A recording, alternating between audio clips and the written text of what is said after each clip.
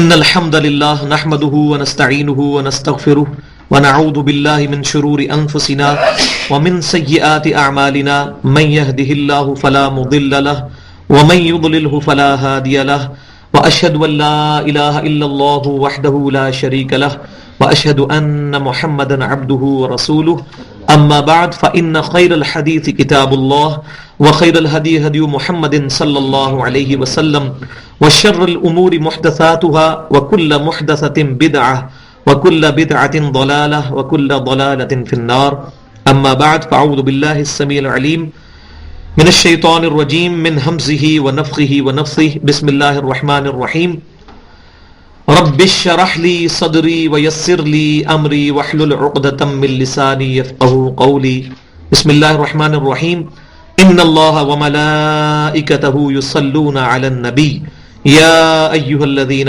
آمنوا صلوا عليه وسلموا تسليما اللهم صل على محمد وعلى آل محمد كما صليت على إبراهيم وعلى آل إبراهيم إنك حميد مجيد اللهم بارك على محمد وعلى آل محمد كما باركت على إبراهيم وعلى آل إبراهيم إنك حميد مجيد السلام عليك أيها النبي ورحمة الله وبركاته.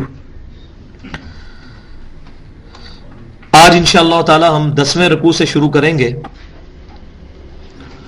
اور 10ویں رکوع کا آغاز جو ہے سورۃ البقرہ کے ان 10 کمانڈمنٹ سے ہو رہا ہے جو اللہ تعالیٰ نے تورات میں سیدنا موسیٰ علیہ السلام کو عطا فرمائی تھی، جس پہ ہالی ووڈ نے ایک بڑی بےہودہ سی فلم بھی 10 کمانڈمنٹس کے نام سے بنائی ہوئی ہے. تو اس سے قطع نظر جہاں تک 10 احکامات کا تعلق ہے تو یہ اللہ تعالیٰ نے احکامات موسیٰ علیہ السلام کو عطا فرمائے تھے، اور انجیل میں بھی اسی بات کا حکم ہے کہ عیسیٰ علیہ السلام اپنے حواریوں سے کہتے ہیں کہ تم یہ نہ سمجھو کہ میں کوئی نیا دین لے کر آیا ہوں، بلکہ میں انہی 10 کمانڈمنٹس کی تبلیغ کے لیے آیا ہوں جو اللہ تعالیٰ نے موسیٰ علیہ السلام کو عطا فرمائی تھی. تو شریعت موسوی پر ہی سیدنا عیسیٰ روح اللہ علی نبینا علیہ الصلوۃ والسلام نے عمل کروایا، اور وہی 10 کمانڈمنٹس پھر اللہ تعالیٰ نے مسلمانوں کو بھی عطا فرمائی، کیونکہ دین کی بنیاد تو وہی ہے. اور قرآن پاک میں جو اس میں سب سے ڈیٹیلڈ پورشن آتا ہے وہ سورہ بنی اسرائیل کی آیات نمبر 23 سے لے کر 39 نمبر آیت تک 17 آیات میں وہ 10 کمانڈمنٹس آئی ہیں، اور سورۃ الانعام میں بھی اس کا ذکر ہے، اور اب یہ سورہ بقرہ کے اندر بھی ان 10 کمانڈمنٹس کا ذکر ہے جو اللہ تعالیٰ نے موسیٰ علیہ السلام کو دی تھی، اور یہ صرف ان کے لیے نہیں بلکہ اس امت کے لیے بھی. اور اس میں پہلی کمانڈ جو ہے وہی ہے وَإِذْ أَخَذْنَا مِيثَاقَ بَنِي إِسْرَائِيلَ، اور یاد کرو وہ وقت جب کہ ہم نے پختہ عہد لیا تھا بنی اسرائیل سے، یعقوب علیہ السلام کی اولاد سے، لا تعبدون الا اللہ، کہ تم مت پوجنا کسی کو مگر صرف اللہ کو. تو یہ جو اللہ کی عبادت ہے یہ پہلی کمانڈ ہے 10 کمانڈمنٹس میں سے، اور سورہ بنی اسرائیل میں بھی آتی ہے وَقَضَىٰ رَبُّكَ أَلَّا تَعْبُدُوا إِلَّا إِيَّاهُ، اور تمہارے رب نے یہ بات طے کر دی تھی کہ مت پوجنا کسی کو مگر ایک اللہ کو، کیونکہ اس ساری کائنات کو پیدا کرنے کا مقصد جو ہے وہ ہے انسانوں کا اللہ تعالیٰ کی توحید کو پہچاننا. باقی تمام چیزیں اس کے اندر آئیں گی. جو اللہ کو پہچان لے گا پھر اللہ تعالیٰ کے سارے احکامات اس کے لیے اہمیت کے حامل ہو جائیں گے، پھر وہ حقوق اللہ کا بھی خیال کرے گا، حقوق العباد کا بھی کرے گا. اور سب سے زیادہ حساس معاملہ اللہ تعالیٰ کے نزدیک وہ یہ ہے کہ اللہ کے علاوہ کسی اور ہستی کو اس کی عبادت میں یا اس کی صفات کے اندر شریک کیا جائے. شرک is the most sensitive issue in the sight of Allah. Allah تعالیٰ کی نظر میں سب سے زیادہ حساس معاملہ شرک کا ہے، اس لیے کیٹاگوریکل ڈرائے قرآن میں موجود ہے ان اللہ لا یغفر ان یشرک بہ ویغفر ما دون ذلک لمن یشاء. اللہ اس گناہ کو ہرگز معاف نہیں کرے گا کہ کوئی شخص دنیا سے اس حال میں گیا اور اللہ کے حضور اس حال میں کھڑا ہوا کہ وہ دنیا میں شرک کرتا تھا، اس کے علاوہ جتنے گناہ ہیں اگر چاہے گا تو معاف کر دے گا. وَمَن يُشْرِكْ بِاللَّهِ فَقَدْ ضَلَّ ضَلَالًا بَعِيدًا، جو اللہ تعالیٰ کے ساتھ شرک کرے گا وہ گمراہی میں دور جا گرا. شرک والا معاملہ بہت سینسٹیو. اور عیسیٰ علیہ السلام کی بھی مبارک زبان سے اللہ تعالیٰ نے یہ بات انجیل میں کہلوائی، اور قرآن پاک میں بھی سورۃ المائدہ میں موجود ہے. إِنَّهُ مَن يُشْرِكْ بِاللَّهِ فقد حرم اللہ علیہ الجنہ ومأواہ النار وما للظالمین من انصار. بے شک جو کوئی بھی اللہ کے ساتھ شرک کرے گا اللہ نے جنت اس پہ حرام کر دی ہے, اس کا ٹھکانہ دوزخ ہے اور وہاں اس کا کوئی مددگار نہیں ہوگا. حتیٰ کہ سید الاولین والآخرین, امام الانبیاء والمرسلین, شفیع المذنبین, رحمت للعالمین, سیدنا و مولانا امام اعظم محمد رسول اللہ صلی اللہ علیہ وسلم بھی اس کی شفاعت نہیں کریں گے. صحیح بخاری کے کتاب الدعوات چیپٹر میں, صحیح مسلم کے کتاب الایمان چیپٹر میں یہ حدیث موجود ہے. نبی صلی اللہ علیہ وسلم نے فرمایا اللہ تعالیٰ نے ہر نبی کو ایک دعا دی تھی جو دعا اس نے اسی دنیا میں کر لی, اور میں نے اپنی دعا اپنی امت کے لیے چھپا کر رکھی ہے. اس دعا کے ذریعے میں اپنی امت کی شفاعت کروں گا. میری شفاعت سے ہر شخص کو نفع پہنچے گا میری امت میں سے, سوائے اس شخص کے جس نے اللہ کے ساتھ کسی قسم کا شرک کیا ہوا. شرک is the most sensitive issue in the sight of Allah. تو پہلی کمانڈ یہی دی ہے, یاد کرو بنی اسرائیل, اے یعقوب علیہ السلام کی اولاد, اس وقت کو جب ہم نے تم سے ایک پختہ عہد لیا تھا کہ مت پوجنا اللہ کے سوا کسی کو. اور تمام نبیوں کی دعوت یہی ہے. سورۃ النحل کی 62 نمبر آیت کے اندر 36 نمبر آیت میں اللہ تعالیٰ نے فرمایا وَلَقَدْ بَعَثْنَا فِي كُلِّ أُمَّةٍ رَسُولًا, اور بے شک ہم نے ہر امت میں ایک رسول بھیجا ہے. کیا دعوت دینے کے لیے؟ ان اعبدوا اللہ, صرف اللہ کی عبادت کرو, واجتنبوا الطاغوت, اور اللہ کے مقابلے میں جھوٹے خداؤں کی اور شیطان کو ان سے اجتناب کرو. تو عبادت, اور اس کا سب سے بڑا سمبل میں نے بتایا تھا جو ہم ہر نماز میں پڑھتے ہیں, جس کے بغیر نماز ہوتی نہیں ہے, وہ سورہ فاتحہ. ایاک نعبد و ایاک نستعین, اے اللہ ہم صرف تیری عبادت کرتے ہیں اور صرف تجھی سے دعا مانگتے ہیں. اپروپریٹ ٹرانسلیشن جو ہے نستعین کی وہ ہے دعا. ایک تو ہے مدد ظاہری اسباب میں, وہ آپ کسی سے بھی لے سکتے ہیں, قرآن میں حکم ہے وتعاونوا علی البر والتقوی, نیکی اور پرہیزگاری کے کاموں میں ایک دوسرے کی مدد کرو, وہ ہے ظاہری اسباب. لیکن ایک غائب میں کسی ہستی کے بارے میں عقیدہ رکھنا جو سامنے موجود نہیں ہے, یہ صرف اللہ کے ساتھ خاص ہے, اور اسی کو کہا جاتا ہے دعا, پکارنا غائب میں کسی کو. تو اپروپریٹ ٹرانسلیشن آف ایاک نعبد و ایاک نستعین کیا ہے؟ اے اللہ صرف تیری عبادت کرتے ہیں اور صرف تجھی سے دعا مانگتے ہیں. اور یہ ظاہر فیوچر ٹینس کے لیے بھی یہی صیغہ استعمال ہوگا عربی میں, تیری ہی عبادت کریں گے اور تجھی سے مدد چاہیں گے, یہ ہم تجھ سے عہد کرتے ہیں, اس چیز کا عہد کرتے ہیں. تو یہ دو سمبلز, عبادت اور دعا, یہ اللہ کے ساتھ. اور یہاں میں ایک بات ضمناً عرض کر دوں, بعض لوگ یہ کہتے ہیں کہ جی جب ہم اللہ کے علاوہ کسی اور ہستی کو مدد کے لیے پکارتے ہیں تو وہ اللہ کے اذن سے ہی ہماری مدد کرتے ہیں. ہم بھی کہتے ہیں کہ پیچھے اللہ ہی ہے, بیک میں عقیدہ اللہ ہی ہوتا ہے. اللہ کو بیک میں نہ کریں, اللہ کو فرنٹ پہ لے کے آئیں, بیک فٹ پہ لے کے جا رہے ہیں. تو بیک میں ہمارا یہ عقیدہ ہے کہ جو ہم سیدنا علی سے دعا مانگتے ہیں تو ہم سیدنا علی سے نہیں مانگ رہے ہوتے بلکہ اللہ سے مانگ رہے ہوتے ہیں. تو اس کو یوں سمجھیں کہ اللہ تعالیٰ نے دنیا میں جتنے بھی کام رکھے ہیں ان کے اوپر فرشتوں کی ڈیوٹیز لگی ہوئی ہیں. بارش برسانے کا فرشتہ ہے, لوگوں میں رزق تقسیم کرنے کے لیے فرشتہ ہے, لوگوں کی جان قبض کرنے کے لیے فرشتہ ہے. یہ تمام ڈیوٹیز اللہ تعالیٰ کی طرف سے تفویض ہیں تمام فرشتوں کو. بارش بھی برساتا ہے, تو مجھے یہ بتائیے کہ کیا ہم بارش اس فرشتے سے مانگیں گے جو بارش برساتا ہے یا اللہ سے؟ اللہ سے. حالانکہ اس فرشتے کا اختیار موجود ہے, لیکن اسلام میں کیٹاگوریکل ڈینائی موجود ہے کہ اللہ کے علاوہ کسی بھی ہستی کو نہیں پکارنا. پکارنا اللہ کو ہے. بارش اللہ سے مانگنی ہے, اللہ فرشتے کے ذریعے بھیجے, کسی ولی کی روح کے ذریعے بھیجے, کسی نبی کی روح کے ذریعے بھیجے, کسی جن کے ذریعے بھیجے, پکارنا اللہ کو ہے. ایاک نعبد و ایاک نستعین. اذن ہے یا نہیں ہے, یہ تو جھگڑا ہی نہیں ہے بھائی, جھگڑا ہے پکارنے کا. تو میکائیل علیہ السلام فرشتوں کے پیغمبر ہیں اور وہ بارش برسانے پر ہیں, تو ہم کیا کہیں گے؟ یا میکائیل المدد بارش نازل فرما؟ نہیں, کبھی نہیں کہیں گے. تو ہم جب میکائیل علیہ السلام کو نہیں پکار سکتے تو سیدنا علی کو اور شیخ عبد القادر جیلانی کو کیسے پکار سکتے ہیں؟ بلکہ میں تو کہتا ہوں ہم وہ کہیں گے جو ہمارے امام نے ہمیں سکھایا. امام انبیاء, امام الانبیاء, امام کائنات صلی اللہ علیہ وسلم ہر مشکل ہر پریشانی میں کہتے تھے. المستدرک للحاکم میں صحیح سند کے ساتھ سیدنا عبداللہ بن مسعود رضی اللہ تعالیٰ عنہ سے روایت ہے, وہ کہتے تھے یا حی یا قیوم برحمتک استغیث, اے خود سے زندہ ہر چیز کو تھامنے والے، میں تیری رحمت کے ساتھ تیری مدد کا سوال کرتا ہوں. یا اللہ مدد اردو میں کہنے حد تک تو ٹھیک ہے، لیکن یہ کسی حدیث سے ثابت نہیں، لہذا اس ورڈک کو ڈسکریج کریں. اس کی بجائے سنت کے ورڈکس جو ہیں ان کو انکریج کرنا چاہیے ہمیں.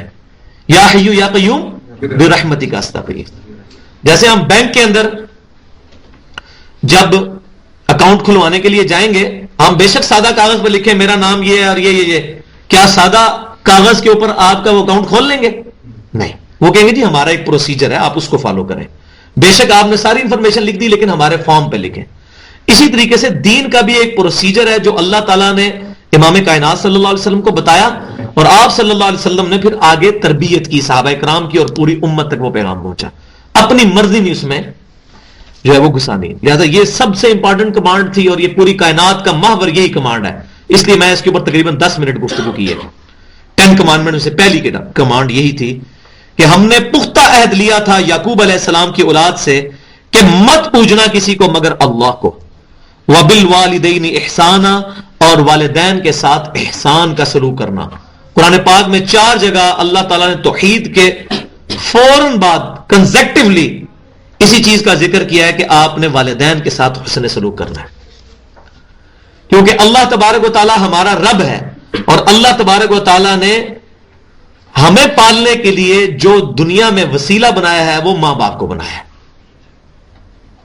ماں باپ کے انسان پہ احسانات ہیں، اور اس کا ایپیکس چوٹی آئے گی وہ 10 کمانڈمنٹس جو بنی اسرائیل میں ہے. اس میں تو پھر بڑی لمبی گفتگو ہے. اس میں تو اللہ تعالیٰ فرماتا ہے ان کے سامنے عاجزی کے کندھے جھکا کر رہو، ان دونوں میں سے کوئی ایک یا دونوں بڑھاپے میں پہنچے تو ان سے اس تک کہہ کے بھی بات مت کرنا، اور ان کے سامنے عاجزی کے ساتھ رہنا، اور ان کے لیے دعا کرنا رب ارحمہما کما ربیانی صغیرا. اے رب ہمارے، جس طرح میرے ماں باپ نے بچپن میں مجھے پالا تھا تو بھی ان پر رحم فرما.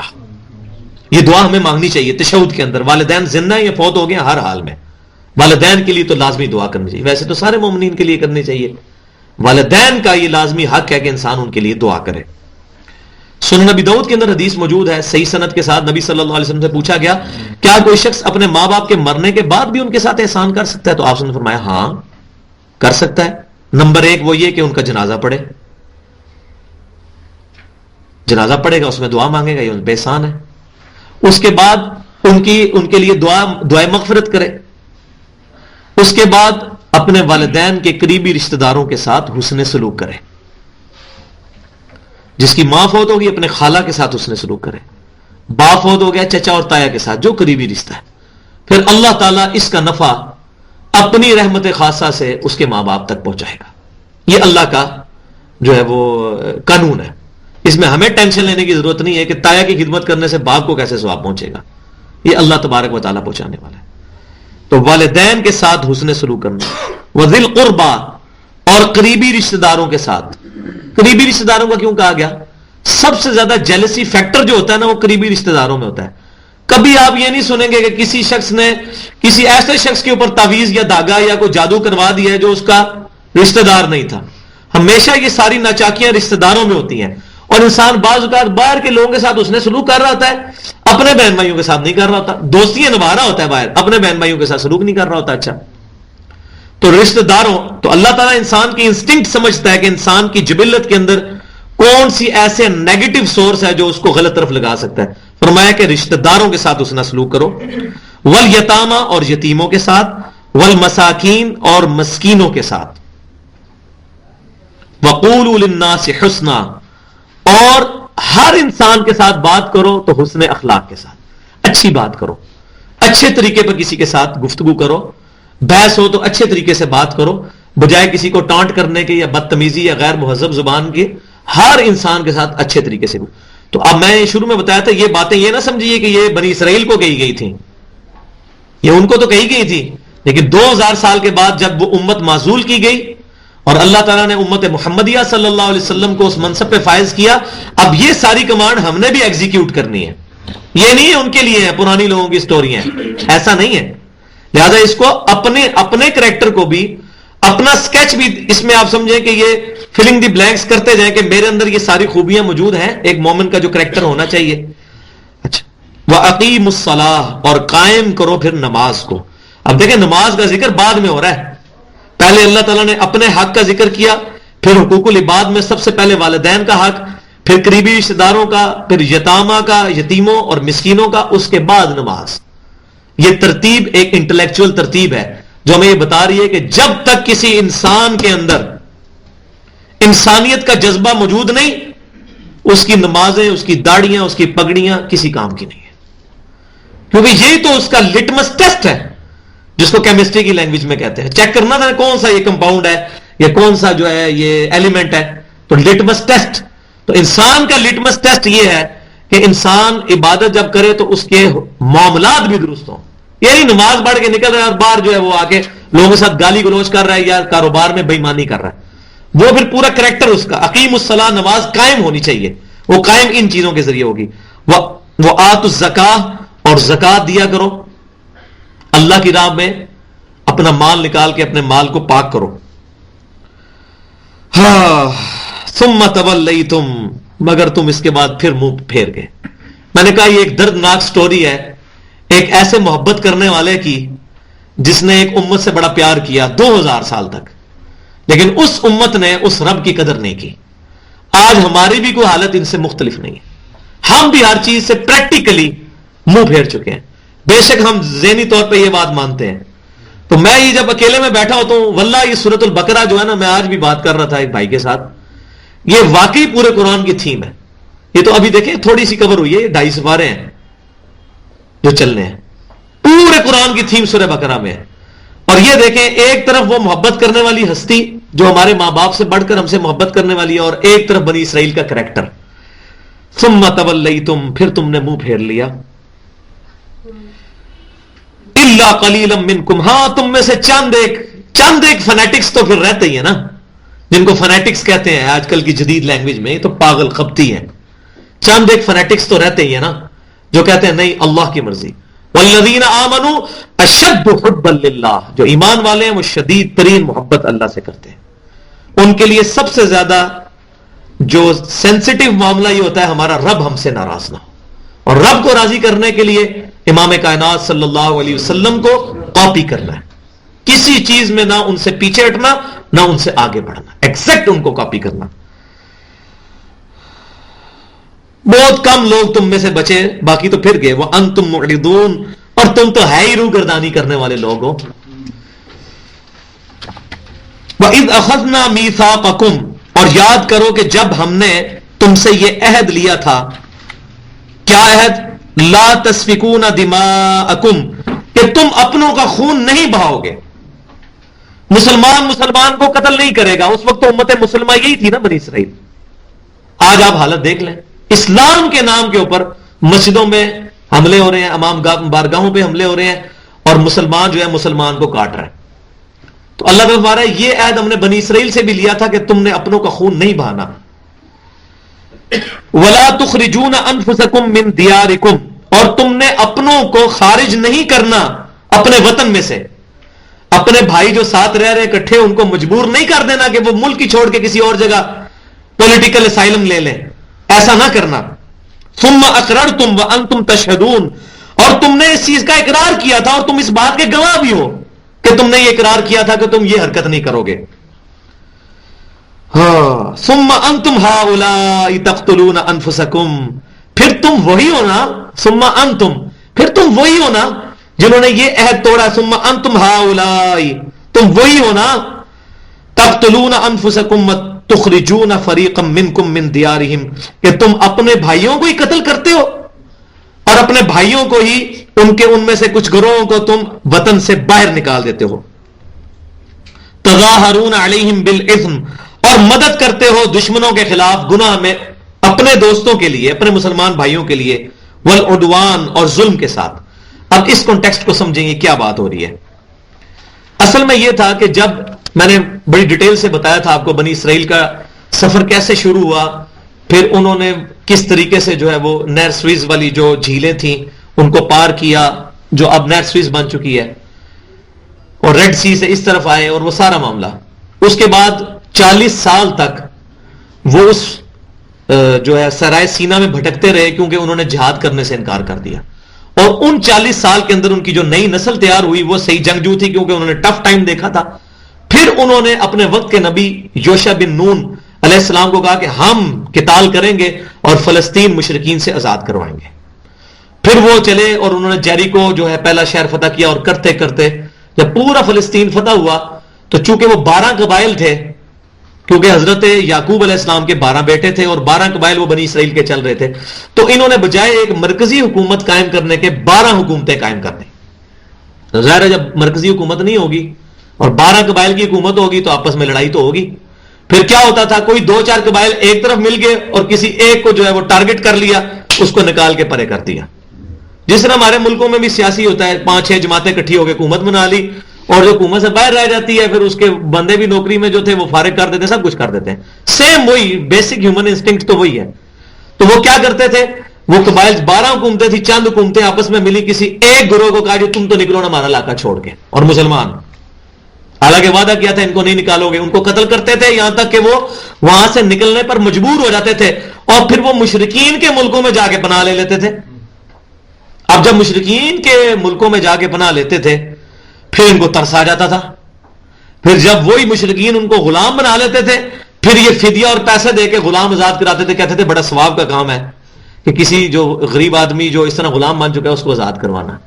حالانکہ ان کو نکالنا ہی آرام تھا، ان کی وجہ سے وہ بیچارے ملک چھوڑ گئے. اب وہ دوسری نیکی کر رہے ہیں. اب اس پہ پھر وہ یونیورسل ٹروتھ آئے گا جو میں کہہ رہا تھا کہ ہر واقعے کے بعد ایک یونیورسل ٹروتھ، 5واں یونیورسل ٹروتھ اللہ تعالیٰ کے مورل لاز کا آئے گا. اب آپ کو یہ ساری بات سمجھ آئے گی کہ تم پھر دشمنوں کے خلاف، دشمنوں کے ساتھ مل کے اپنے بھائیوں کے خلاف گناہ اور ظلم کرتے ہو. وَإِن يَأْتُوكَ أُسَارَىٰ تُفَادُوهُمْ، اور اگر وہ تمہارے پاس اسیر ہو کر قیدی کی حالت میں آتے ہیں تم فدیہ دیتے ہو ان کے لیے اور ان کو چھڑوا لیتے ہو. وَهُوَ مُحَرَّمٌ عَلَيْكُمْ إِخْرَاجُهُمْ، حالانکہ ان کا ملک سے نکالنا ہی تمہارے لیے حرام تھا. تم نے بنیاد ہی غلط رکھی. پہلے تمہاری وجہ سے وہ نکلے ملک سے، اب جب وہ قیدی ہو گیا تو اب پیسے دے کے تو فدیہ دے کے چھڑوا رہے ہو کہ بڑے ثواب کا کام ہے. تو جو پہلا گناہ تم نے کیا ہوا ہے تمہاری وجہ سے ہی وہ یہاں تک پہنچے. اب وہ یونیورسل ٹروتھ آنے لگا ہے. أَفَتُؤْمِنُونَ بِبَعْضِ الْكِتَابِ وَتَكْفُرُونَ بِبَعْضٍ، کیا تم کتاب اللہ کے کچھ حصے پر ایمان لاتے ہو اور کچھ کو چھوڑ دیتے ہو؟ اب اپنی بھی شکل دیکھتے جانے ہیں. ہم کہہ رہے ہیں اسلامی نظام ہے، بینکنگ ہماری ساری سود پہ چل رہی ہے. ہم کہتے ہیں 5 وقت نماز تو پڑھتا ہوں، کیا ہوا اگر میں نے داڑھی نہیں رکھی؟ داڑھی میں تو اسلام نہیں. تو بھائی کون کہتا ہے داڑھی میں اسلام نہیں؟ ہم کہتے ہیں اسلام میں تو داڑھی ہے نا بھائی. کون کہتا ہے داڑھی کے اندر اسلام ہے؟ لیکن اسلام میں تو داڑھی ہے. اپنے نبی صلی اللہ علیہ وسلم کو کاپی کرنا ہے. اسی طریقے سے کسی سے آپ بات کریں وہ کہتا ہے جی فجر دی نماز نہیں پڑھنا ہوتی، باقی 4 میں پڑھنا وا. تو کیوں فجر کی نماز کسی اور اللہ نے فرض کی ہوئی ہے اور باقی 4 کسی اور نے؟ تو دین کو ٹوٹیلٹی میں لینا ہے. ادخلوا فی السلم کافہ، مکمل کے مکمل دین میں داخل ہو جاؤ. اپنی مرضی کا دین نہ لو. جو چیز تمہیں اپنے نفس پرستی میں لا رہی ہے وہ تم کو جی نکاح کرنا بھی سنت ہے نا جی. تو کون کہتا ہے نکاح کرنا سنت ہے؟ اس کے علاوہ بھی تو کتنی سنتیں ہیں. تو نفس پرستی کو بنیاد نہ رکھا جائے بلکہ اللہ اور اس کے رسول صلی اللہ علیہ وسلم کے احکامات کو. افتؤمنون ببعض الکتاب وتکفرون ببعض، تم کتاب کے کچھ حصے پر تو ایمان لاتے ہو اور کچھ کو چھوڑ دیتے ہو. اب وہ جناب دیکھیں کتنی سخت سزا اس کی. یہ یونیورسل ٹروتھ نمبر 5 ہے. فما جزاء من يفعل ذلك منکم الا خزي فی الحیات الدنیا، تو اس کی سزا سوائے اس کے کچھ نہیں ہے کہ تمہیں دنیا کی زندگی میں اللہ تعالیٰ ذلیل و خوار کر کے رکھ دے گا.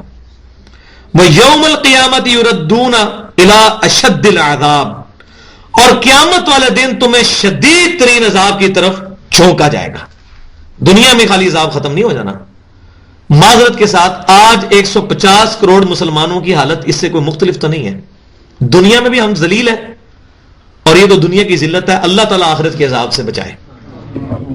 کیوں؟ ہم نے کتاب کے بعض حصے پر ایمان لائے ہوئے ہیں، بعض پر نہیں لے کے آئے ہوئے. دین پورا ٹوٹیلٹی میں نہیں لیا ہوا. تو یہ رول اللہ کا یونیورسل ٹروتھ ہے. بنی اسرائیل کے لیے بھی تھا، اس امت پہ بھی اپلائی ہوگا. وَمَا اللَّهُ بِغَافِلٍ عَمَّا تَعْمَلُونَ، اور اللہ تعالیٰ تمہارے کرتوتوں سے بے خبر نہیں ہے. اللہ کو علم ہے جو تمہارے کرتوت ہیں. تم داڑھی رکھ کے اور شلوار ٹخنوں سے اوپر کر کے پبلک کو تو دھوکہ دے سکتے ہو، اللہ کو نہیں دھوکہ دے سکتے. اگر حرام خوریاں کر رہے ہو تو اللہ تعالیٰ کو دھوکہ نہیں دے سکتے. تم دودھ میں پانی ملا رہے ہو، تمہاری داڑھی اور تسبیح دیکھ کے لوگ تو امپریس ہو جائیں گے، لیکن اللہ تعالیٰ نہیں. یہ وہ اللہ تعالیٰ فرما رہا ہے وَمَا اللَّهُ بِغَافِلٍ عَمَّا تَعْمَلُونَ. یہ نہ سمجھنا اللہ تعالیٰ غافل ہے تمہارے اعمال سے.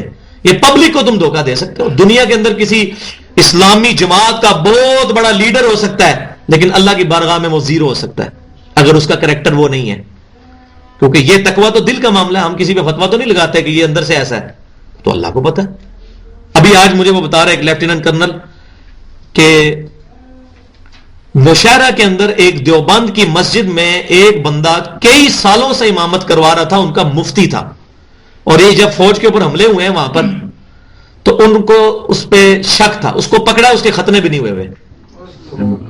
راہ کا ایجنٹ یہ وہ لیفٹیننٹ کرنل جو ہے وہ ماشاءاللہ خود بادشاہ ہے. یہ نہیں ہے کہ وہ کوئی مولویوں کے اینٹی ہے تو اس نے بات گھڑی ہے. اس کی وہاں ڈیوٹی تھی تو وہ اس ختنے ہی نہیں ہوئے. وہ پتہ چلا انڈیا کا ایجنٹ کئی سالوں سے نمازیں پڑھا رہے ہیں وہاں پہ. تو اب مجھے بتائیں وہ تو لوگ کئی ان کے پیچھے لڑائیاں بھی کرتے ہوں گے. جی مفتی صاحب نے فرما دیا، انہوں نے فتوا دے دیا، تسی کل دے چھوکرے آگے سانو پہ دس دو قرآن حدیث سے لکھا ہے، تو ان کی عقیدت کدھر گئی؟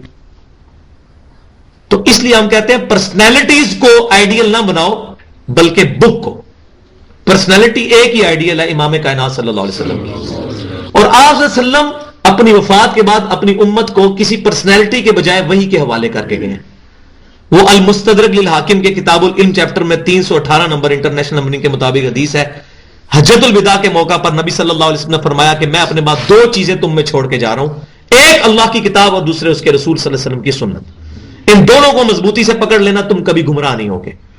یہ بڑی زبردست بات ہے کہ آپ صلی اللہ علیہ وسلم نے ہمیں وحی کے حوالے کیا، پرسنالٹیز کے حوالے نہیں کیا.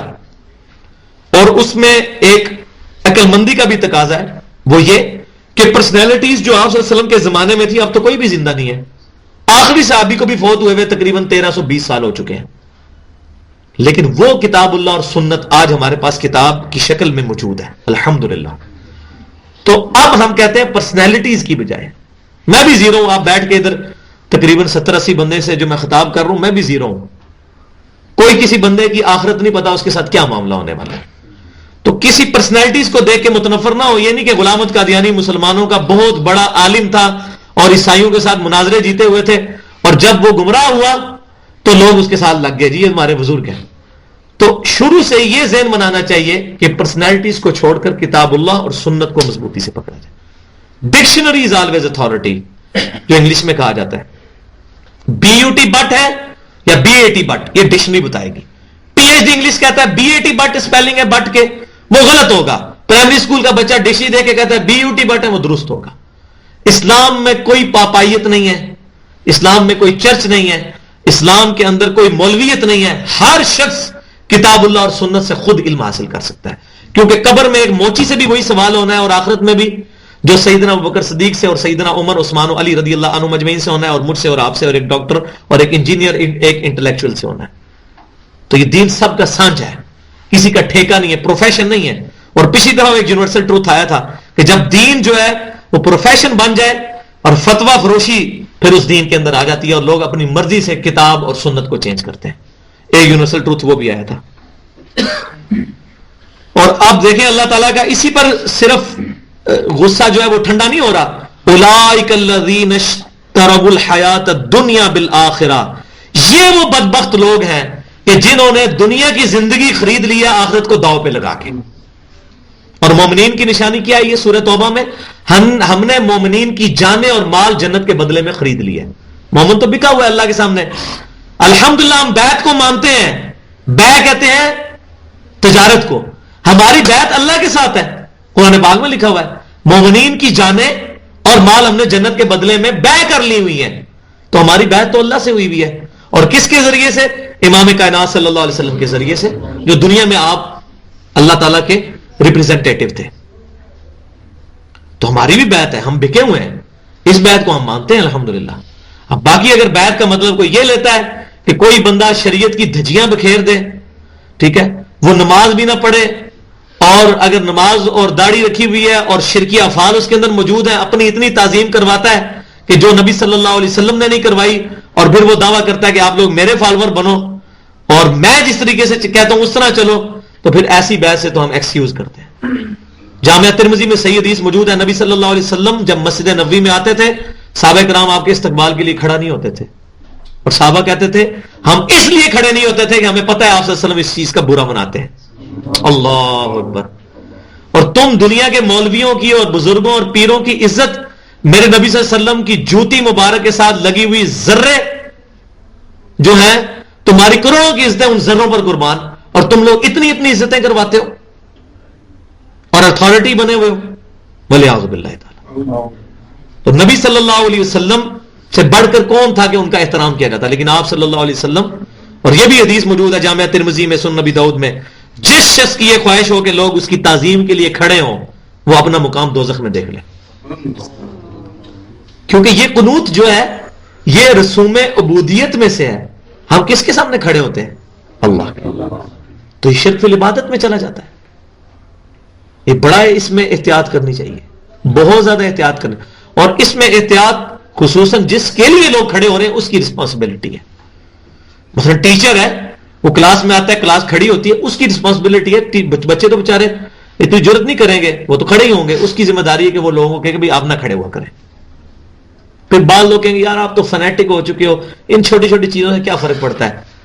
بات یہ چھوٹی چھوٹی چیزیں نہیں ہیں، اللہ تعالیٰ کے لیے بہت سینسیٹیو چیزیں ہیں، کیونکہ توحید جو ہے یہ محور ہے اسلام کا۔ اور ادھر میں چھوٹی سی مثال، آج مغرب سے شام میرا درس وہاں بھی میں نے دی کہ کسی شخص کی بیوی گھر کو آگ لگا دے،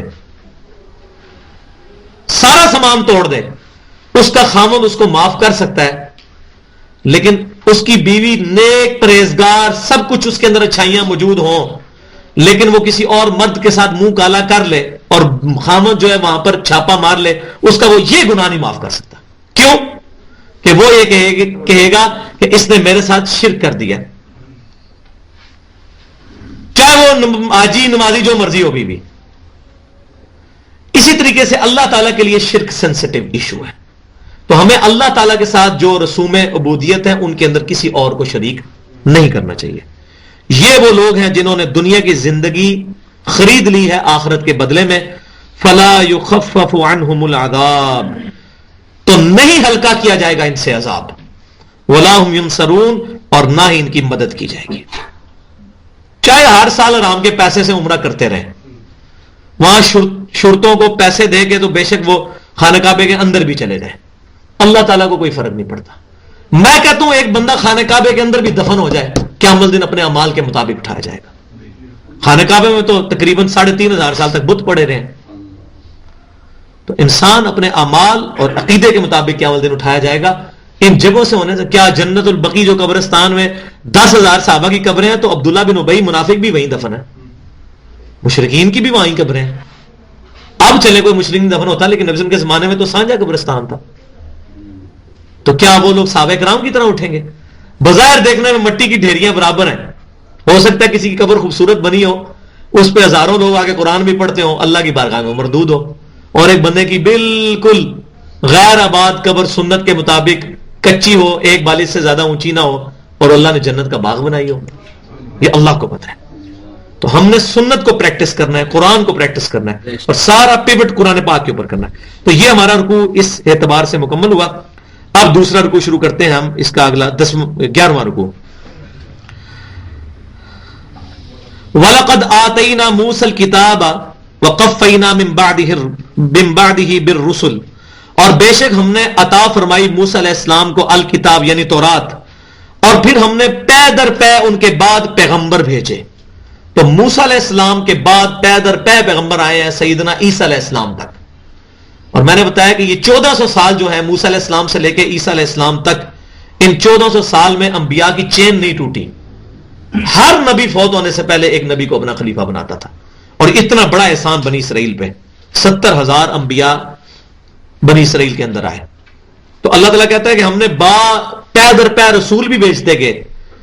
وَآتَيْنَا عِيسَى ابْنَ مَرْيَمَ الْبَيِّنَاتِ وَأَيَّدْنَاهُ بِرُوحِ الْقُدُسِ، اور اس کا ہم نے بالکل کلائمیکس جو کیا ہے وہ عیسیٰ علیہ السلام پر کیا، جو مریم کے بیٹے تھے ان کو ہم نے واضح معجزات عطا فرمائے تھے، اور ہم نے ان کی مدد کی تھی روح قدس کے ذریعے، یعنی جبرائیل علیہ السلام کے ذریعے ان کی مدد فرمائی تھی کہ وہ اتنے بڑے بڑے معجزات اللہ تعالیٰ فرشتوں کے ذریعے کرواتا تھا حضرت روح قدس کے ذریعے. وہ کتنے بڑے معجزات سورۃ المائدہ میں بھی آتا ہے، سورہ آل عمران میں بھی. وہ اللہ کے اذن سے مردوں کو زندہ کر دیتے تھے، مادر ذات کوڑی کو اللہ کے اذن سے شفا دے دیتے تھے. ایسے لوگ جن کی آنکھوں کے ڈھیلے بھی نہیں ہوتے تھے، مٹی رکھ کے اور یوں ہاتھ پھیرتے تھے تو وہ آنکھیں بن جاتی تھی. اتنے بڑے بڑے میڈیکل، یعنی کہ میڈیکل فیل ہے وہاں پر. یہ میڈیکل کی فیلڈ کے لوگ سمجھ سکتے ہیں کہ یہ کتنا کلائمیکس ہے کسی بندے کا. اور واقعہ یہ ہے کہ عیسیٰ علیہ السلام کو جو اللہ تعالیٰ نے فزیکل معجزات جو دیے ہیں، اس طرح کے کسی پیغمبر کو نہیں ملے. بہت بڑے بڑے معجزات ہیں. لیکن کیا ہوا رزلٹ؟ صرف 12 ہواری ان پر ایمان لے کے آئے. اور یہودیوں نے ان کو کہا یہ ولد الزنا دجال ہے، ولیعوذ باللہ تعالی. یہ یہودی تھے نا بنی اسرائیل. بنی اسرائیل کے لیے وہ اچھا ان کی وہ کہتے ہیں وہ جو ہماری کتابوں میں لکھا ہے نا کہ ایک ہمارا مسیحا آئے گا، وہ ابھی نہیں آیا، حالانکہ وہ آ کے جا چکا ہے. اب جب دجال آئے گا اس کو مسیح بنا لیں گے وہ یہود، اور کہیں گے یہ ہمارا بزرگ ہے، حالانکہ وہ عیسیٰ علیہ السلام تھے. ان کو انہوں نے قبول نہیں کیا. تو اللہ فرماتا ہے ہم نے عیسیٰ علیہ السلام کو بھیجا اور یہ رسول ہے، لیکن ان کا ایٹیچیوڈ کیا رہا ہے؟ أَفَكُلَّمَا جَاءَكُمْ رَسُولٌ بِمَا لَا تَهْوَىٰ أَنفُسُكُمْ، تو جب کبھی بھی کوئی ہمارا رسول ان کے پاس کوئی ایسا حکم لے کر آیا جو ان کے نفس پسند نہیں کرتے تھے. ظاہر نفس کدھر چاہتا ہے کہ نفس کے خلاف چلا جائے؟ آج نفس یہ انسان کو نفسانی خواہشات ہی ہیں جو اللہ تعالیٰ کے احکامات کو پورا کرنے کی طرف نہیں جانے دیتی. تو انہوں نے انبیاء کرام کی دعوت کو ریجیکٹ کیا، اور ان انبیاء کرام جب بھی کوئی ایسی بات لے گئے جو ان کے نفس نے پسند نہیں کی، استکبرتم، اور تم اکڑ گئے اس کی وجہ سے. فَفَرِيقًا كَذَّبْتُمْ وَفَرِيقًا تَقْتُلُونَ، تو بعض کو تو تم نے جھٹلا دیا اور بعض انبیاء کو تم نے قتل کر دیا. دیکھیں ذرا، انبیاء کرام کو قتل کر رہے ہیں. یہ ایک تو دعوت جھٹلانا، پھر ان کو قتل بھی کر رہے ہیں. اور اب یہ کیا کہتے ہیں؟ وَقَالُوا قُلُوبُنَا غُلْفٌ، اور یہ کہتے ہیں کہ ہمارے دل تو غلافوں میں ہے، تم جتنی مرضی ہمیں آیتیں حدیثیں سناؤ، ہم اپنا عقیدہ نہیں چھوڑیں گے. ہمارے دل غلافوں میں، ہم تو بڑے پکے ہیں اپنے عقیدے میں. یہ میرا پریکٹیکل دعوت میں ایکسپیرینس ہوا ہے.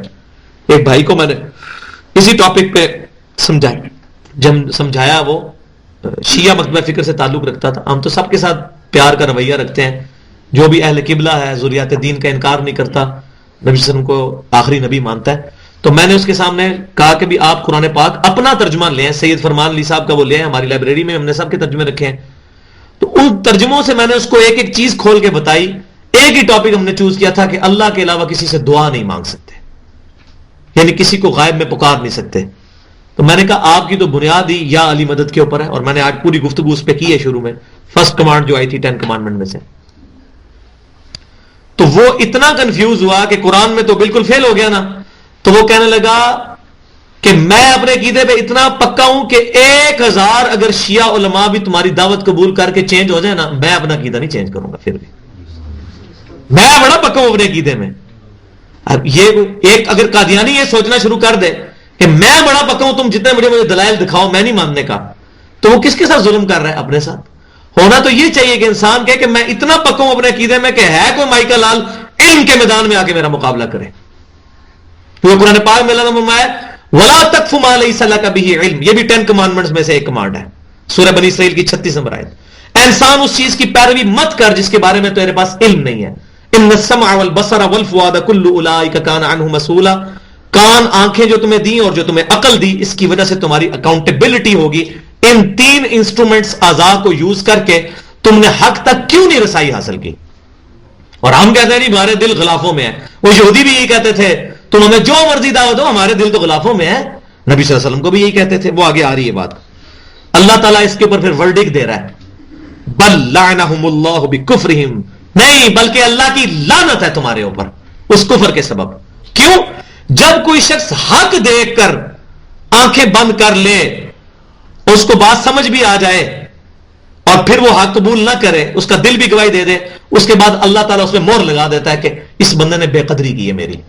وہ جو شروع میں سورہ بقرہ میں آیا تھا، جو 3 کیٹیگریز تھی کہ بعض لوگ وہ ہیں ان الذین کفروا سواء علیہم اانذرتہم ام لم تنذرہم لا یؤمنون، جنہوں نے جان بوجھ کے کفر کیا ہے، نبی چاہے ان کو تبلیغ کرو یا نہ کرو وہ لوگ چینج ہونے کے نہیں ہیں.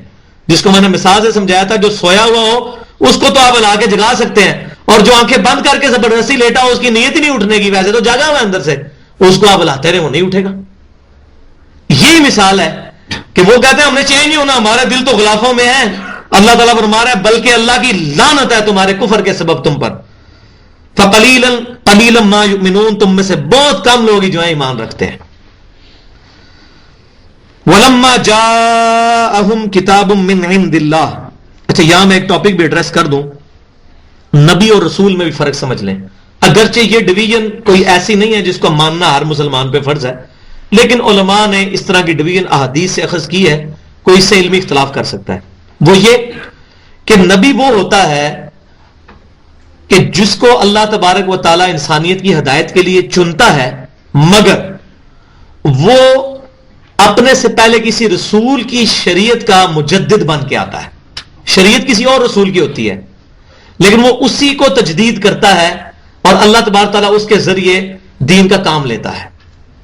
جیسا کہ شریعت موسوی, اس حضرت موسیٰ علیہ السلام کو اللہ تعالیٰ نے تورات عطا فرمائی. اس کے بعد یوشع بن نون جو ان کے خلیفہ بنے بعد میں, ان کو اللہ نے کتاب کوئی نہیں دی, وہ نبی تھے, رسول نہیں تھے. رسول موسیٰ علیہ السلام تھے جس کو کتاب یا کوئی صحیفہ دیا جاتا ہے. انہوں نے انہی کے دین کی آگے دعوت دی.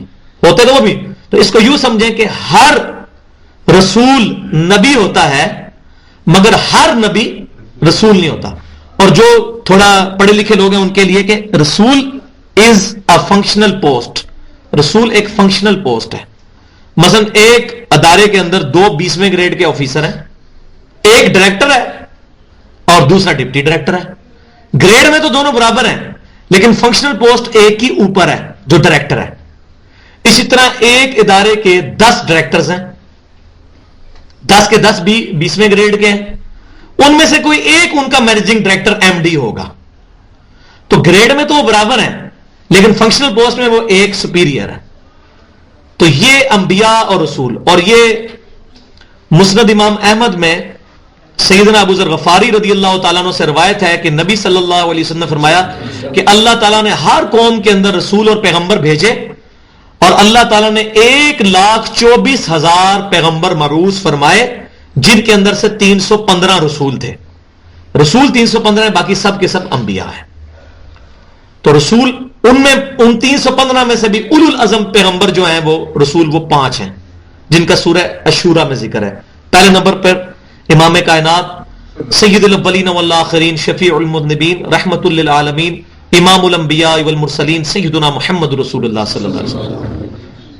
اس کے بعد سیدنا ابراہیم علیہ السلام, اس کے بعد سیدنا موسیٰ علیہ السلام, سیدنا عیسیٰ علیہ السلام اور سیدنا نوح علیہ السلام. یہ 5 پیغمبر ہیں جو اولو العزم ہیں ان میں سے. لیکن قرآن پاک میں بعض اوقات یہ جو الفاظ ہیں رسول اور نبی کے, یہ آلٹرنیٹیولی بھی یوز ہوتے ہیں, ایک دوسرے کی جگہ آ جاتا ہے. 3 الفاظ قرآن میں ایسے ہیں جو ایک دوسرے کی جگہ استعمال ہوتے ہیں, ایمان اور اسلام. اب ایمان اسلام میں فرق تو ہے نا, لیکن کہیں اللہ تعالیٰ ایمان والوں کہہ کے خطاب کرتا ہے, کہیں مسلمانوں کو خطاب کرتا ہے. تو بعض اوقات مسلمان کے معنوں میں بھی ایمان آ جاتا ہے اور ایمان کے معنوں میں بھی اسلام آ جاتا ہے. یہ دونوں ایک دوسرے کی جگہ بھی استعمال ہوتے ہیں, لیکن بعض اوقات یا اس کی گہرائی میں جائیں تو ڈسٹنگوش ہے ایمان اور اسلام.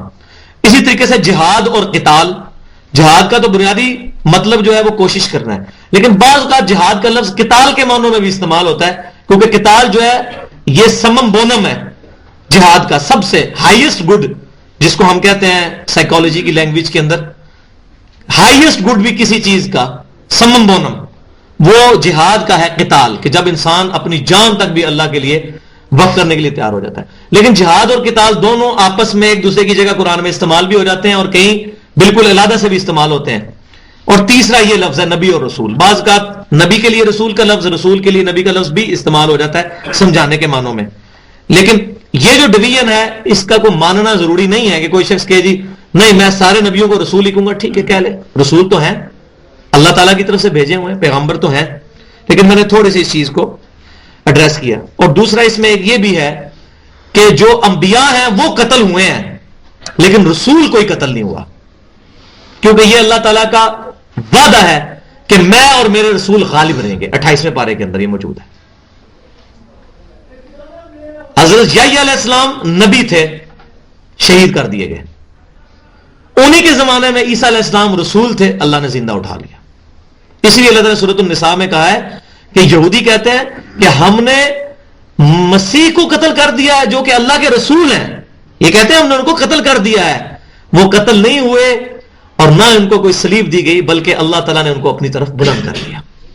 تو رسول کی حفاظت. اسی لیے نبی صلی اللہ علیہ وسلم کی یہ خواہش بخاری اور مسلم میں موجود ہے، اللہ میری خواہش ہے کہ میں تیری راہ میں قتل کیا جاؤں، پھر زندہ کیا جاؤں، پھر قتل کیا جاؤں، پھر زندہ کیا جاؤں. لیکن آپ صلی اللہ علیہ وسلم کی یہ خواہش اس سینس میں پوری نہیں ہوئی، کیونکہ آپ اللہ کے رسول تھے. اللہ تعالیٰ نے آپ کی حفاظت کی، الحمدللہ.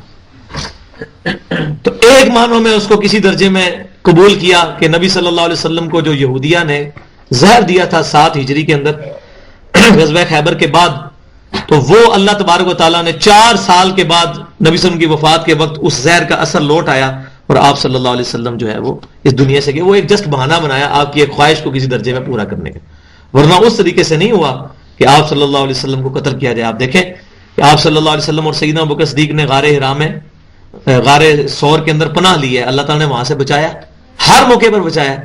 اور جب رات کو سیدنا علی رضی اللہ تعالیٰ کو اپنے بسترے پہ لٹا کے نکلے ہیں، تلواروں کے سائے میں سے نکلے ہیں، اللہ تعالیٰ نے حفاظت کی ہے کیونکہ رسول. اب وہ بات آگے چلتی ہے، وَلَمَّا جَاءَهُمْ کتاب من عند اللہ.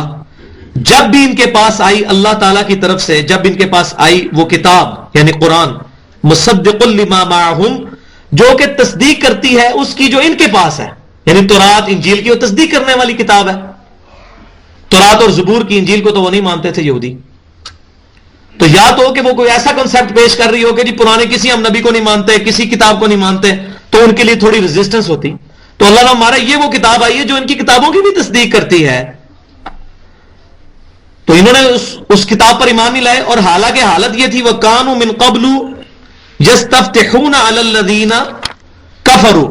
حالت یہ تھی کہ وہ اس سے پہلے فتح مانگا کرتے تھے کافروں پر اسی نبی کے وسیلے سے.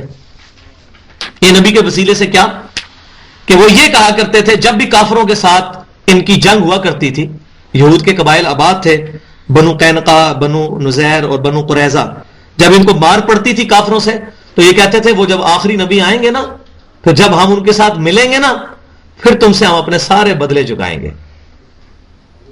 تو یہ وہ لوگوں کو دھمکیاں لگایا کرتے تھے کہ آج تو ہم کمزور ہیں لیکن نبی آخر الزمان کے آنے کا وقت آ چکا ہے، اور جب وہ آئیں گے نا تو ان کے ساتھ ہم مل کر پھر تمہاری خبر لیں گے.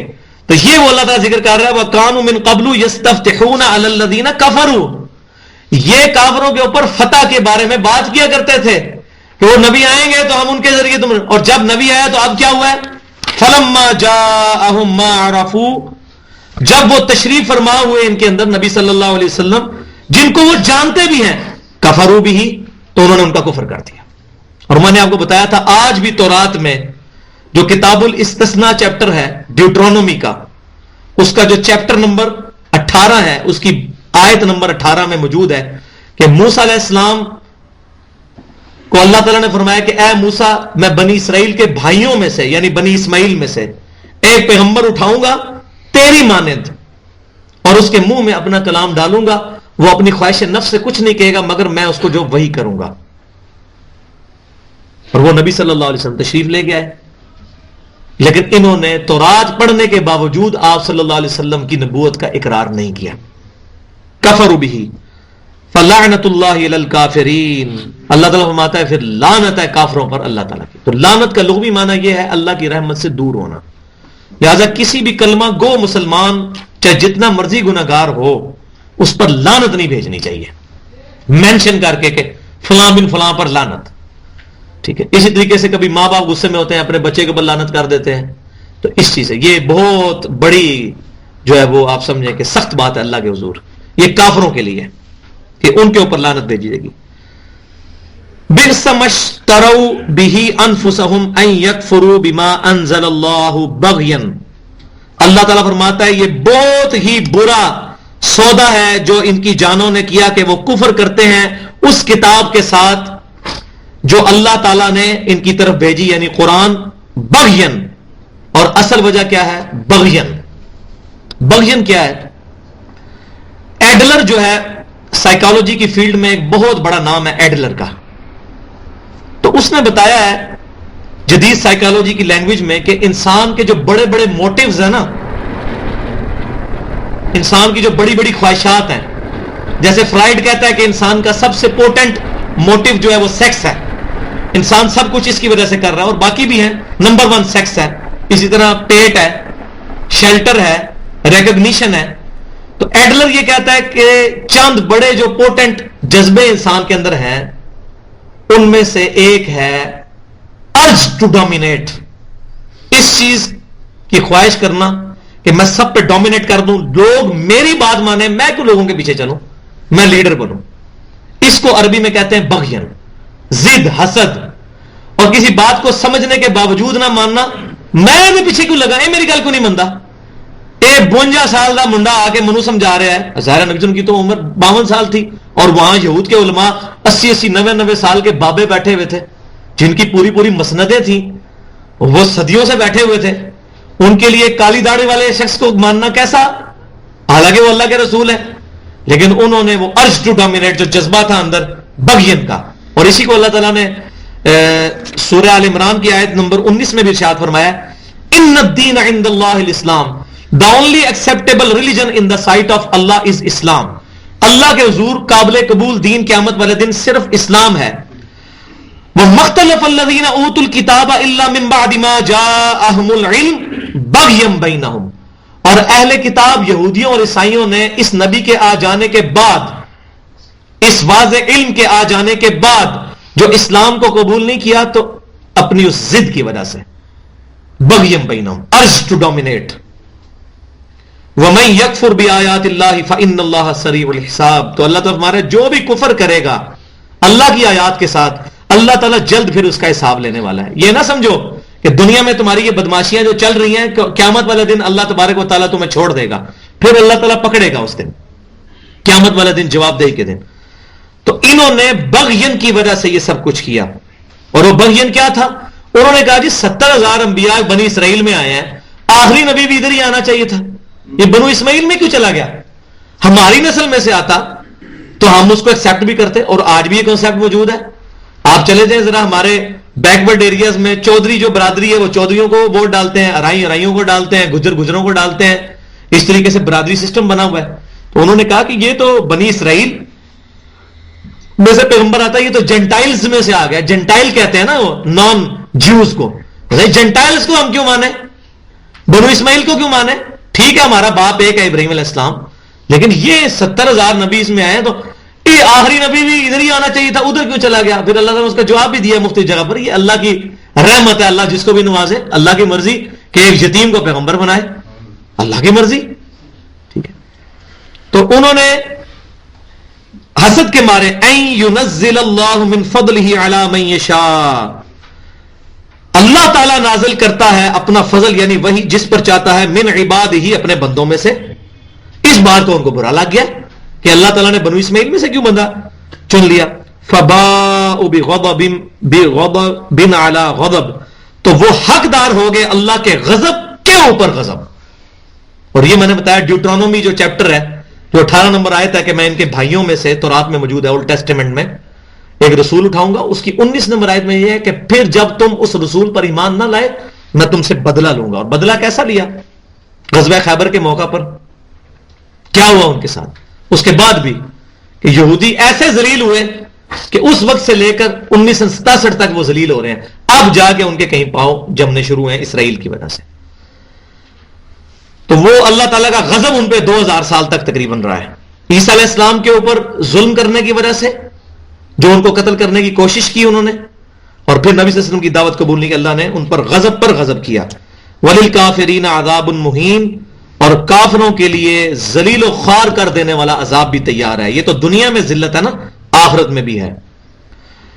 وَإِذَا قِيلَ لَهُمْ آمِنُوا بِمَا أَنزَلَ اللَّهُ، اور جب ان سے کہا جاتا ہے ایمان لاؤ اس پر جو اللہ تعالیٰ نے نازل کیا ہے یعنی قرآن، قالوا نؤمن بما انزل علینا ویکفرون بما وراءہ، تو وہ کہتے ہیں کہ ہم تو ایمان لائیں گے جو ہم پر نازل ہوا ہے، اور ہمارے علاوہ جو کچھ ہے یہ ہم نہیں ماننے کے. آج مسلمانوں میں بھی یہی ہو رہا ہے. ہم تو جی امام ابو حنیفہ رحمۃ اللہ علیہ کے مقلد ہیں. امام حنیفہ سے ہماری کوئی دشمنی نہیں ہے، ان کے قدموں کی خاک میری آنکھوں کا سرما. ہم حدیث دکھائیں قرآن کی آیت، وہ کہتے ہیں ہم تو حنفی ہیں. جی حنفی مسلمان نہیں ہوتے، اللہ رسول کو نہیں مانتے. شافعی اللہ رسول کو نہیں مانتے، جعفری اللہ رسول کو نہیں مانتے. ہماری جو بنیاد ہے وہ تو لا الہ الا اللہ محمد رسول اللہ پہ ہونی چاہیے، اللہ اور رسول پہ. اور یہ جب ہم کہتے ہیں تو یہ بھی کہتے ہیں کہ ہم اس کو مانیں گے جو ہمارے پہ نازل ہوا ہے، جو ہمارا عقیدہ نظریہ اس کے علاوہ ہم سب کا کفر کریں گے، اور کر بھی چکے. پہلے عیسیٰ علیہ السلام کو دجال اور ولد الزنا کہا، نعوذ باللہ، اور پھر نبی صلی اللہ علیہ وسلم کو بھی کہا کہ یہ تو معاذ اللہ انہوں نے خود کتاب گھڑ لی ہے. جبکہ اللہ ماتا وہو الحق، حالانکہ یہ ڈیفینیٹ بات ہے، قرآن حق ہے. مصدقا لما معہم، اور یہ تصدیق کرتا ہے ان کی کتابوں کی. یہ کیسی کتاب ہے؟ تم اپنی کتاب کی وجہ سے قرآن کا انکار کر رہے ہو، اور قرآن اپنی وجہ سے تمہاری کتابوں کا نہیں انکار کرتا. وہ کہتا ہے وہ بھی اللہ کی کتابیں ہیں. ہم تو کسی کا بھی انکار، لا نفرق بین احد من رسلی، ہم رسولوں میں فرق نہیں کرتے. ایمان لانے میں مرتبے کا فرق علیحدہ ہے، ایمان میں سب برابر ہیں. عیسیٰ علیہ السلام کا کفر کرنے والا ویسا ہی ہے جیسے محمد رسول اللہ صلی اللہ علیہ وسلم کا کفر کرنے والا ہے. اسی لیے دیکھیں میرے نبی صلی اللہ علیہ وسلم کی تعلیمات، آج ان گستاخوں نے نبی صلی اللہ علیہ وسلم کے کارٹون بنائے، لیکن آج تک کسی جذباتی مسلمان نے 150 کروڑ میں میرا چیلنج ہے، کسی شخص نے یہ نہیں کہا کہ عیسائیوں تم نے محمد رسول اللہ صلی اللہ علیہ وسلم کا کارٹون بنایا، ہم حضرت عیسیٰ کا بنائیں گے، بدلہ اتاریں گے. واللہ کسی کے دل میں بھی خیال نہیں آیا. یہ دیکھیں تطہیر ہے جو انجیل کے اندر موجود ہے، گاسپل آف جان کے اندر، یوحنا کے چیپٹر میں باب نمبر 14 میں، کہ جب وہ رسول آئے گا وہ میری تعریف کرے گا. یہودیوں نے تو کہا ولد الزنا ہے، اور وہ کہے گا وجیہ فی الدنیا والآخرہ، عیسیٰ دنیا اور آخرت میں اللہ تعالیٰ کے وجیہ ہیں. الحمدللہ ہم عیسیٰ علیہ السلام کی عزت کرتے ہیں.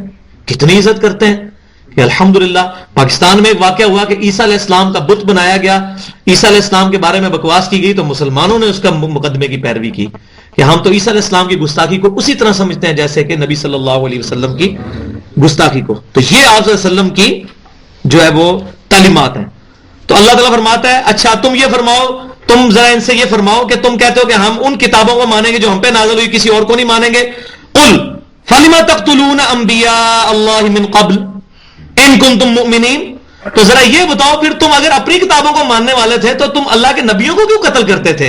اگر تم واقعی مومن ہو تو اپنے نبیوں کو تم قتل کرتے رہے ہو، تو اپنوں کی تو بھی تم نے کوئی نہیں مانا. یہ جو تمہارا دعویٰ ہے کہ ہم صرف اپنی کتابوں کو مانیں گے، تو تم جو ہے وہ اپنے نبیوں کو بھی قتل کرتے رہے ہو. اور اس کے بعد پھر 3-4 آیات کے اندر اللہ تعالیٰ نے ان کے وہ سارے جرم کی داستان جو ہم پہلے پڑھ چکے ہیں، جو سورۃ الاعراف میں ڈیٹیل سے آئے گی، اس کو کنکلوڈ کیا اگلی آیات کے اندر. پھر اس کے بعد ایک یونیورسل ٹروتھ آئے گا، ٹھیک ہے، وہ انشاءاللہ تعالیٰ اگلی دفعہ ہم کریں گے کیونکہ ٹائم میرا پورا ہو چکا ہے. 1 گھنٹے کی ہماری ریکارڈنگ ہوتی ہے اس میں. تو اللہ تعالیٰ سے دعا ہے جو کچھ میں نے بیان کیا اس میں حق بات ہے تو ہمارے دلوں میں راسخ فرمائے، کوئی غلط بات میرے منہ سے نکل گئی ہو ہمارے دلوں سے محو کر دے. قرآن و سنت کی تعلیمات پر عمل کر کے یہود و نصارہ کے اس طرز عمل سے جو انہوں نے اپنے انبیاء اور کتابوں کے ساتھ کیا اس سے بچ کر ہمیں صحابہ کرام علیہم رضوان کے منہج پر چلنے کی توفیق عطا فرمائے. وما علینا الا البلاغ المبین. سبحانک اللہم و بحمدک اشہد ان لا الہ الا انت استغفرک و اتوب